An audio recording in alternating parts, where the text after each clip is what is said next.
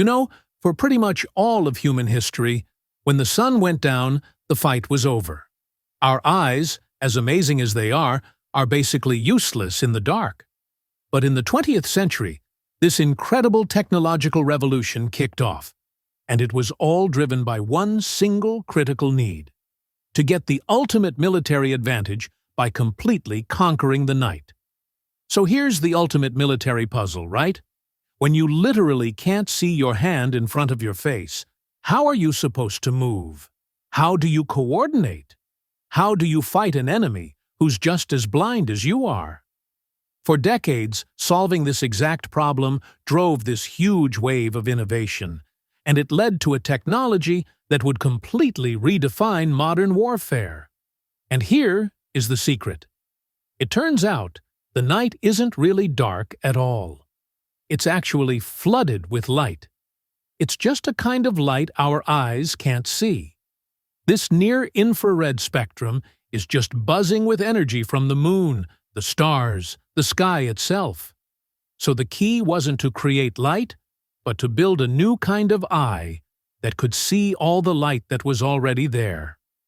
Okay, so how in the world do you make this invisible world visible to us? Well, it's a process called image intensification, and you can think of it like a fascinating microscopic assembly line. It all starts with these invisible little particles of light, called photons, right? They fly into the device and smack into a special surface called a photocathode. This surface does something that's basically magic. It turns every one of those light photons into an electron. But here's the real trick. Those few electrons are then multiplied, not by a little, but by thousands. This supercharged river of electrons then slams into a phosphorus screen, making it glow. And just like that, you've got a visible green-tinted picture of a world that was totally dark a second ago. Now, this core idea didn't just pop up overnight. Oh no, it evolved through these really distinct technological leaps, with each generation building on the last. We went from these clunky, super-limited devices to something a soldier could actually wear and use effectively. The whole journey really kicks off with what we call Generation Zero back in World War II. These were active systems, which is a fancy way of saying they needed their own huge infrared flashlight to see anything. Then, fast forward to Vietnam, and you get Gen 1. These were passive, so they could use just the ambient starlight. But man, they were massive. The real breakthrough, the one that changed everything, was Gen 2 in the 70s, which finally shrunk the tech down small enough to actually be worn on a helmet. And listen, this wasn't just some small step up. The leap to Generation 2 was a fundamental shift. It was the moment night vision went from being this niche surveillance tool to a piece of gear that could completely change how soldiers and pilots do their jobs. And it was all thanks to one brilliant little piece of microengineering. The key was this absolutely incredible thing, the Microchannel Plate, or MCP. I want you to picture a paper-thin disc of glass, and it's honeycombed with millions of tiny angled tubes.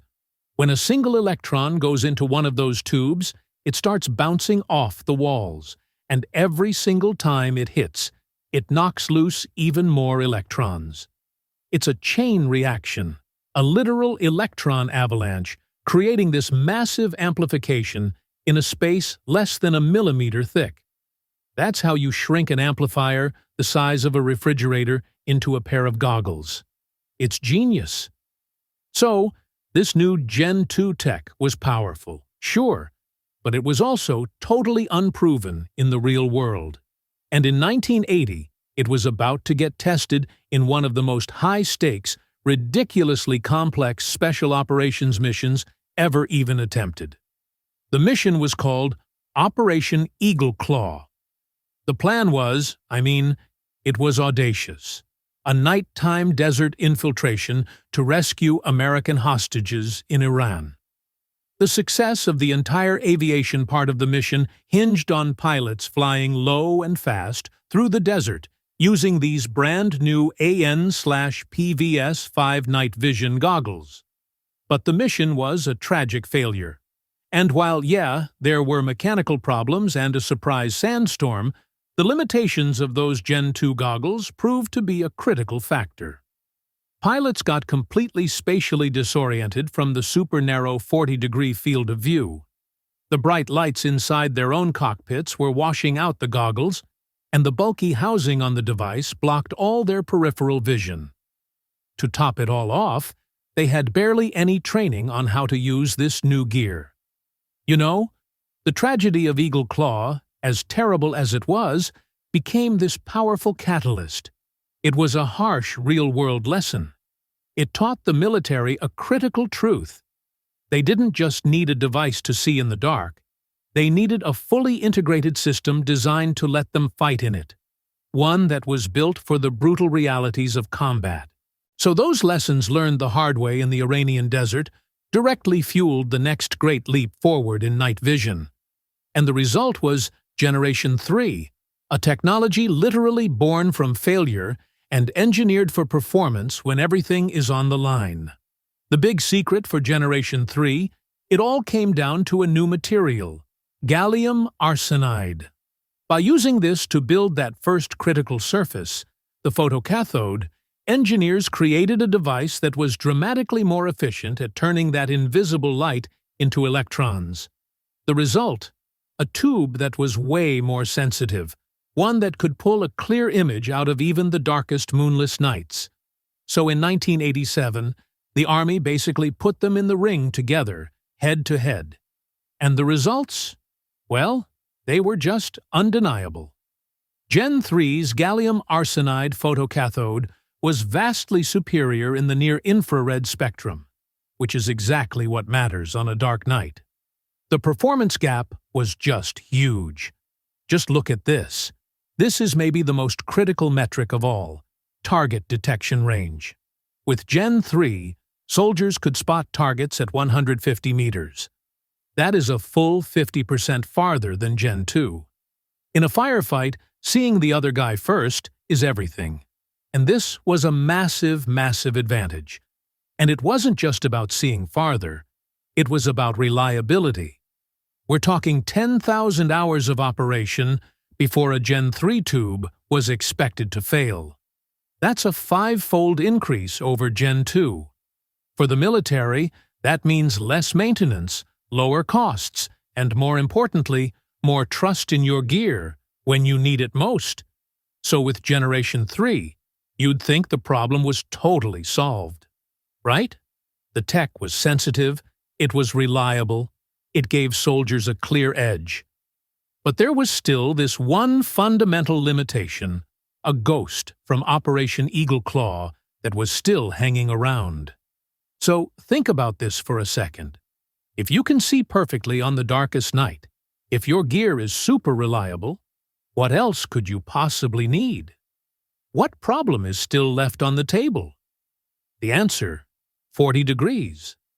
That's it. That's the restrictive, tunnel-like field of view that had been plaguing pilots for years. Even with the absolute clearest image, you're still looking at the world through a toilet paper tube.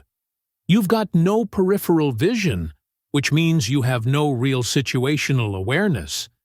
Now, you might think, well, just make the tubes bigger. But that created a whole cascade of other problems.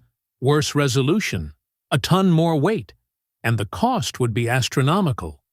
No, the solution wasn't to build a bigger tube, but to cleverly use more of them. And this is the result. Just wow. By ingeniously combining 4 separate Gen 3 image tubes, 2 for each eye, engineers more than doubled the field of view to 95 degrees. They finally gave operators that absolutely crucial peripheral vision they've been missing. These things, the panoramic goggles, often called quad nods, became the absolute gold standard for elite aviators and special operations forces. They offer this unparalleled level of situational awareness. and they were famously used by the SEALS on the raid that killed Osama bin Laden, proving their value at the absolute highest level of modern warfare. You know, this whole journey, from a clumsy spotlight in World War II all the way to these incredible panoramic goggles, has really been about one thing: making the invisible visible. It really makes you wonder, doesn't it?